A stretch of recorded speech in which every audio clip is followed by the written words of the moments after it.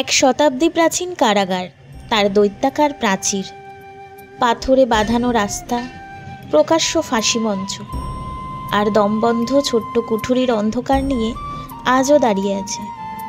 সেই কারাগারের প্রতিটি কোণে বন্দি প্রাণের দীর্ঘশ্বাস, অত্যাচারিতের হাহাকার আর অসহায়ের অশ্রুজল জমে আছে পুঞ্জীভূত হয়ে।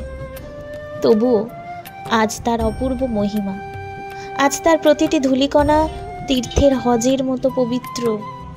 আজ সেই কারাগারে বন্দে মাতারাম ধ্বনিত হলে চাবুকের বন্যা নামে না, নীরবে অশ্রুর মালা গাঁথা হয় দর্শকদের চোখে। আর যাদের জন্য এই অসাধ্য সাধন সম্ভব হয়েছে, তারা কাল সমুদ্রের অপর পারে মৃত্যুঞ্জয়ীর সিংহাসনে চিরগৌরবে অধিষ্ঠিত। বলছি ব্রিটিশ ভারতের কলকাতার আলিপুর সেন্ট্রাল জেলের কথা, এখন যার পরিচিতি আলিপুর জেল মিউজিয়াম নামে। তারই ওয়ার্ড নম্বর 4, 5, 6 ও 7-এ রাখা হতো পরাধীন দেশের রাজনৈতিক বন্দীদের। পাশেই আছে আলিপুর জেল হাসপাতাল। অমানসিক অত্যাচারে অনাহারে রোগগ্রস্ত বন্দীদের যেখানে মৃত্যুর পথে ঠেলে দেওয়া হতো, এখানেই বিশ্বাসঘাতক নরেন গোসাইকে চিরতরে চুপ করিয়ে দিয়েছিলেন কানাইলাল আর সত্যেন। এই জেলেই আলিপুর বোমা মামলার মুখ্য আসামি অরবিন্দ পেয়েছিলেন আধ্যাত্মিক পথ নির্দেশ।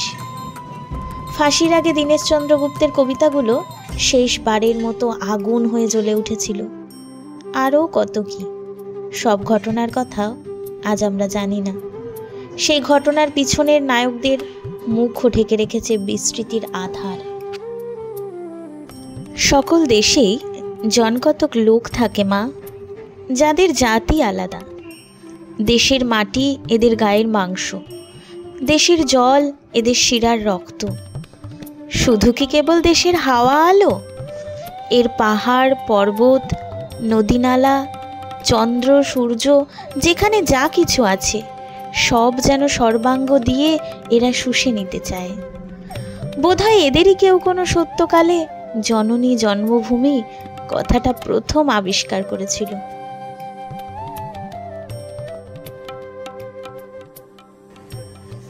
তত্ত্ব কথা অনেক হলো, এবার বলি মিউজিয়ামের ব্যাপারে।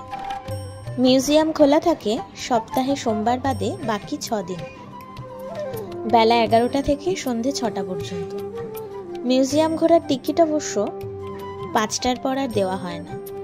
এখানে দুটো শো হয় 40 মিনিটের, একটা সন্ধে 6টা থেকে 6টা 40 হিন্দিতে, অন্যটা সন্ধে 7টা থেকে 7টা 40 বাংলায়। ইতিহাস আর উপভোগ্য শো ছাড়াও এখানে একটি কফি হাউস আছে।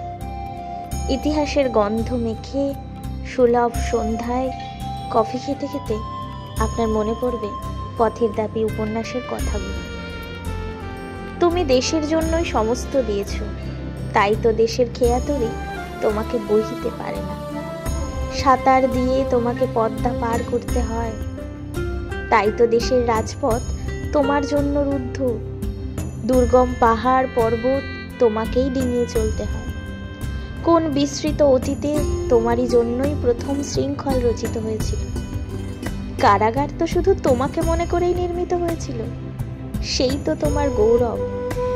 দুঃখের দুঃসহ গুরুভার তুমি বহিতে পারো বলেই তো ভগবান এত বড় বোঝা তোমার স্কন্ধে অর্পণ করিয়াছিলেন।